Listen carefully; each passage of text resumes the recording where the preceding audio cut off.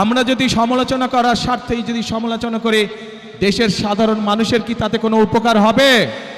উপকার হবে না। আমরা যদি শুধু সমালোচনা করার অর্থে শুধু সমালোচনাই করি, দেশের মানুষের পেট ভরবে? পেট ভরবে না।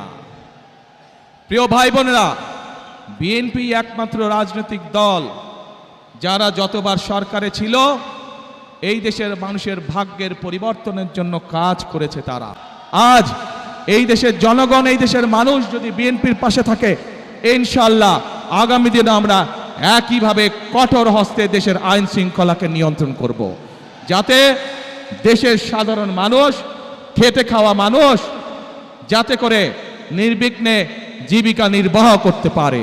আমরা যতই পরিকল্পনা গ্রহণ করি, আরেকটি বিষয় আছে, যদি সেই বিষয়টিকে আমরা নিয়ন্ত্রণ না করি তাহলে আমাদের কোনো পরিকল্পনা সফল হবে না। একমাত্র বিএনপির পক্ষেই সম্ভব সেই বিষয়টিকে নিয়ন্ত্রণ করা, এবং সেটি হলো দুর্নীতি।